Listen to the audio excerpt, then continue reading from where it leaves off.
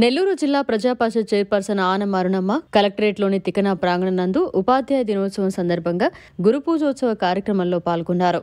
ఈ సందర్భంగా చైర్పర్సన్ మాట్లాడుతూ ప్రతి ఏటా సెప్టెంబర్ 5వ తేదీన డాక్టర్ సర్వేపల్లి రాధాకృష్ణన్ జన్మదినోత్సవం నాడు మనమందరం గురు పూజోత్సవంగా జరుపుకుంటామని, మన సమాజంలో తల్లి తండ్రి తరువాత గురువుకు ప్రాధాన్యతనివ్వడం జరుగుతుందని, బాల్యంలో తల్లి తండ్రి మనకు నడవడిక నేర్పగా గురువు పిల్లలకు విద్యాబుద్ధులతో పాటుగా సమాజం పట్ల మనకు ఉండవలసిన నైతిక బాధ్యతతో పాటుగా సమాజంలో ఉన్నత వ్యక్తిగా ఎలా ఎదగాలో కూడా నేర్పుతారని తెలిపారు.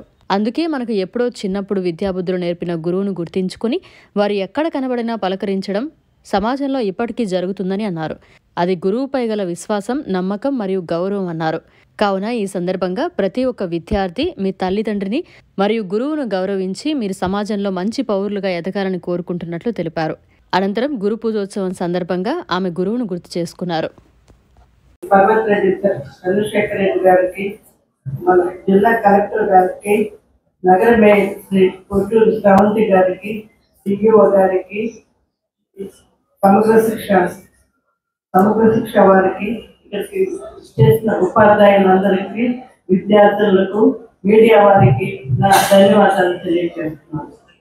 ప్రతి సంవత్సరం మనం 5వ తేదీన డాక్టర్ సర్వేపల్లి రాధాకృష్ణ గారి జన్మదినోత్సవం నాడు మనం అందరం గురు పూజోత్సవంగా జరుపుకుంటున్నాం. ఈరోజు సర్వేపల్లి రాధాకృష్ణ గారి ఉపాధ్యాయ దినోత్సవం శుభాకాంక్షలు తెలియజేస్తున్నాను.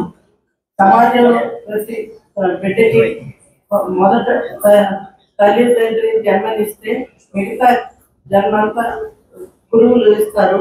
వాళ్ళకి మంచి మార్గంలో నడవడానికి ఐఏఎస్లుగా, ఐపీఎస్లుగా, అన్ని విధాల ఐఆర్ఎస్ కానీ మిగతా ఉద్యోగాలకు కానీ వాళ్ళు ఎన్నో లక్షల మందికి వాళ్ళు ఉపాధ్యాయులు, వాళ్ళ ద్వారా మనం ఎంతో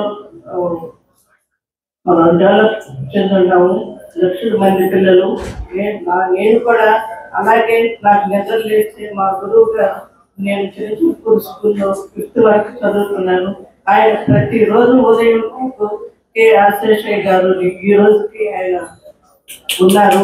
ఆయన నాకు ప్రతిరోజు గుడ్ మార్నింగ్ చెప్తారు. ప్రతిరోజు నాకు మంచి మార్గంలో అన్ని మెసేజ్లు నాకు ఫోన్ ద్వారా ఆయన ఇస్తుంటారు. ఆయనకు కూడా నేను ధన్యవాదాలు తెలుపుతున్నాను. ఈరోజు ఈ ఉపాధ్యాయులు అవార్డు పొందిన వారికి నేను శుభాకాంక్షలు తెలియజేస్తున్నాను. ఈ సందర్భంలో ప్రతి ఒక్క విద్యార్థికి, వాళ్ళ తల్లిదండ్రికి, గురువు గారిని గౌరవించి సమాజంలో మంచి పౌరులుగా ఎదగాలని కోరుకుంటున్నాను. నమస్కారం. మరిన్ని అప్డేట్స్ కోసం మన HN9 టీవీ ఛానల్ ని సబ్స్క్రైబ్ చేసుకోండి.